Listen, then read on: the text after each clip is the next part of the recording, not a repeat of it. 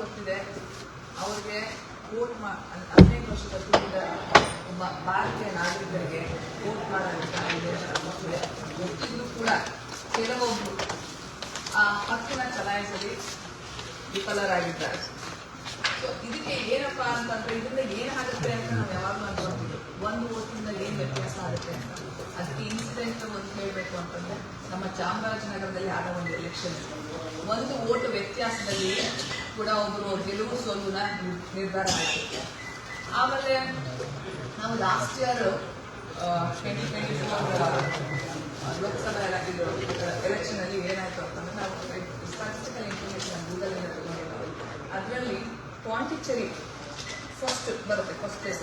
And voting percentage ಪ್ರಕಾರ ಹೋಯ್ತು ಅಂದ್ರೆ ಪಾಂಡಿಚೇರಿಯಲ್ಲಿ ಇಟ್ ಈಸ್ ಅರೌಂಡ್ 84.20% ಮತದಾನ ಆಯಿತು. ಅದು ಮೊದಲನೇ ಸ್ಥಾನ ಇತ್ತು.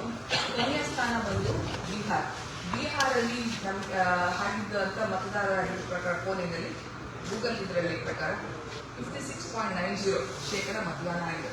ನಮ್ಮ ಕರ್ನಾಟಕಕ್ಕೆ ಬಂದಾಗ ಅದು 70.60% ಮತದಾನ ಆಗಿದ್ದು.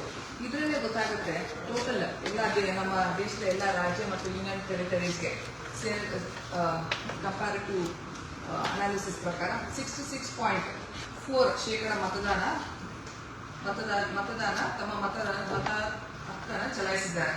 ಇದರಲ್ಲೇ ನಮಗೆ ಗೊತ್ತಾಗುತ್ತೆ ಏನಪ್ಪಾ ಅಂದ್ರೆ ನಮ್ಮ ಎಲ್ಲ ಮತದಾರರು ಕೂಡ ಅವರು ಮತದಾನ ಚಲಾಯಿಸ್ತಾ ಇಲ್ಲ. ಅವ್ರಿಗೆ ಕೊಟ್ಟಂತ ನಮ್ಮ ಸಂವಿಧಾನದಿಂದ ಬಂದಂತ ಒಂದು ಹಕ್ಕು ಏನಿದೆ, ಅವ್ರಿಗೆ ಮತ ಚಲಾಯಿಸುವ ಹಕ್ಕು, ಅದನ್ನ ಚಾಲನೆ ಮಾಡ್ತಾ ಇಲ್ಲ. ಇದರಿಂದ ಇವಾಗ ಅದಕ್ಕೆ ನಾನು ಇನ್ಸಿಡೆಂಟ್ ಹೇಳಿದ್ದು, ಒಂದು ಈಗ ಚಾಮರಾಜನಗರದಲ್ಲಿ ಆದ ಒಂದು ಇನ್ಸಿಡೆಂಟ್, ಒಂದು ವೋಟಿಂದ ವ್ಯತ್ಯಾಸ ಆಯ್ತು. ಅವ್ರಿಗೆ ಬೈ ಚಾನ್ಸ್ ಯಾರಾದ್ರೂ ಅವ್ರಿಗಿದ್ದವ್ರನ್ನ ಎಕ್ಸರ್ಸೈಸ್ ಮಾಡಿದ್ರೆ that would have been made a lot of difference. ಒಂದು ಮತ. ಸೊ ನಾವು ಅನ್ಕೊಂತೀವಿ ನನ್ನ ಮತದಿಂದ ಏನಾಗುತ್ತೆ ಅಂತ. It does make a changes. Because ನಾನು ಹೇಳಿದಂಗೆ ನಿಮಗೆ ಇದು ಟೋಟಲ್ ಇಂಡಿಯಾದಲ್ಲಿ ಹೋಯ್ತು ಅಂತಂದ್ರೆ 66.4% ಅಷ್ಟು ಮತದಾನ ಆಗಿದ್ದು. ಇನ್ನ ಉಳಿದ ಅಂತಂದ್ರೆ 33.6% ಅಂದ್ರೆ ಅವ್ರಿಗಿದ್ದ ಮತದಾನ ಚಲಾವಣೆ ಮಾಡಿಲ್ಲ. ಸೊ 33.6% ಅವ್ರೇನಾದ್ರೂ ಅವ್ರ ರೋಡ್ನ ಎಕ್ಸರ್ಸೈಸ್ ಮಾಡಿದ್ರೆ ಡೆಫಿನೆಟ್ ಆಗಿ ಅವ್ರಿಗೆ ಬೇಕಾದಂತ ಅಂದ್ರೆ ನಮ್ಮ ದೇಶಕ್ಕೆ ಬೇಕಾದಂತ ಅಭ್ಯರ್ಥಿನ ಆಯ್ಕೆ ಮಾಡಬಹುದಾಗಿತ್ತು. ಅದರಲ್ಲಿ ನಾವು ವಿಫಲರಾಗಿದ್ದೀವಿ ಅಂತ ಕೂಡ ನನ್ನ ಅಭಿಪ್ರಾಯ. And it's a statistical information ಇರೋದ್ರಿಂದ ಫ್ಯಾಕ್ಟ್ ಆಲ್ಸೋ. ಸೊ ಇನ್ನೊಂದೇನಪ್ಪಾ ಅಂದ್ರೆ ನಮ್ಮ ಸಂವಿಧಾನದಲ್ಲೇ ಹೇಳುತ್ತೆ, ನಮ್ಮ ಸಂವಿಧಾನ ಪೀಠಕ್ಕೆ ಹೇಳುತ್ತೆ ಏನಪ್ಪಾ ಅಂದ್ರೆ we the people of India having solemnly resolved to constitute India into sovereign socialist. ಈ ದಿನ ಏನು ಜನವರಿ 25 ಇದೆ. ಈ 25ನೇ ತಾರೀಕು ನಮ್ಮ ಚುನಾವಣಾ ಆಯೋಗ ಅಂತಕ್ಕಂಥದ್ದು ಅಸ್ತಿತ್ವಕ್ಕೆ ಬಂದಂತ ಒಂದು ದಿನ ಇದೆ. ನಾವೆಲ್ಲರೂ ಕೂಡ ಬಹಳಷ್ಟು ಆಯೋಗಗಳನ್ನ ಸರ್ಕಾರಗಳ ಮುಂದೆ ಗಮನಿಸ್ತೀವಿ. ಕರ್ನಾಟಕ ಲೋಕಸೇವಾ ಆಯೋಗ ಇದೆ, ಕೇಂದ್ರ ಲೋಕಸೇವಾ ಆಯೋಗ ಇದೆ, ಅದೇ ತರ ಕೇಂದ್ರ ಚುನಾವಣಾ ಆಯೋಗ.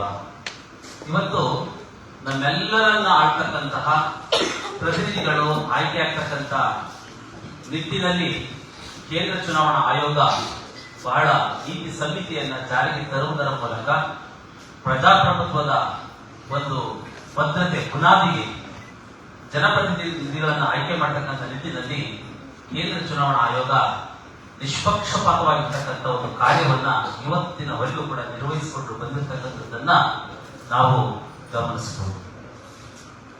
ಹಾಗೆಯೇ ಚುನಾವಣೆಗಳು ಅಂದ ತಕ್ಷಣವೇ ನಿಷ್ಪಕ್ಷಪಾತವಾಗಿರಬೇಕು. ಯಾವುದೇ ಜಾತಿ ಜನಾಂಗ ಧರ್ಮಕ್ಕೆ ಮೀರಿ ಎಲ್ಲರೂ ಕೂಡ ಭಾರತೀಯರು ಹಾಗೂ 18 ವರ್ಷ ತುಂಬಿರ್ತಕ್ಕಂತಹ ಪ್ರತಿಯೊಬ್ಬರೂ ಕೂಡ ಹೆಣ್ಣಾಗಲಿ ಗಂಡಾಗಲಿ ಅಥವಾ ತೃತೀಯ ಲಿಂಗಿಗಳಾಗಲಿ ಯಾರೇ ಆದ್ರೂ ಕೂಡ ಅವರೆಲ್ಲರಿಗೂ ಕೂಡ ಒಂದು ಮತದಾನದ ಹಕ್ಕನ್ನ ನಮ್ಮ ಆಯೋಗ ನೀಡಿರ್ತಕ್ಕಂಥ.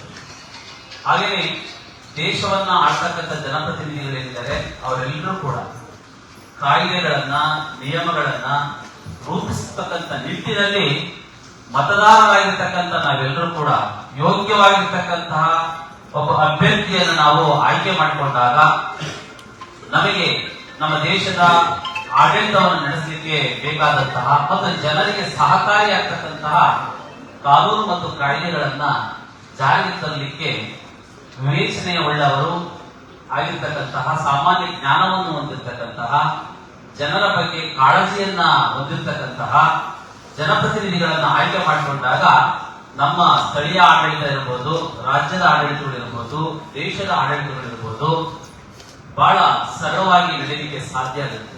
ಬರೀ ಆಡಳಿತ ನಡೆದರೆ ಸಾಕಾಗೋದಿಲ್ಲ. ದೇಶದ ಕಾನೂನು, ಸುವ್ಯವಸ್ಥೆ, ಭದ್ರತೆ ಇವೆಲ್ಲವುಗಳು ಕೂಡ ಗಟ್ಟಿಯಾಗಿ ನಿಲ್ಬೇಕು ಅಂದ್ರೆ ಏನಿರ್ಬೇಕು? ಡೆಮಾಕ್ರಸಿ ಇರ್ತಕ್ಕಂಥದ್ದು ಬಹಳ ಮುಖ್ಯ. ಇವೆಲ್ಲ ಕಾಲೇಜು ವಿದ್ಯಾರ್ಥಿಗಳಾಗಿರೋದ್ರಿಂದ ನಿಮಗೆ ಗೊತ್ತಿದೆ. ಕೆಲವೊಂದು ದೇಶಗಳಲ್ಲಿ ನಿರಂಕುಶ ಪ್ರಭುತ್ವ ಇರ್ತಕ್ಕಂಥದ್ದಿದೆ. ಅಂಕುಶ ಪ್ರಭುತ್ವ, ನಿರಂಕುಶ ಪ್ರಭುತ್ವ, ಡೆಮಾಕ್ರಸಿ ಇರ್ತಕ್ಕಂಥ ಪ್ರಜಾಪ್ರಭುತ್ವ, ಅಧಿಕಾರಶಾಹಿ ಪ್ರಭುತ್ವ, ಇದರದ್ದು ಬಹಳಷ್ಟು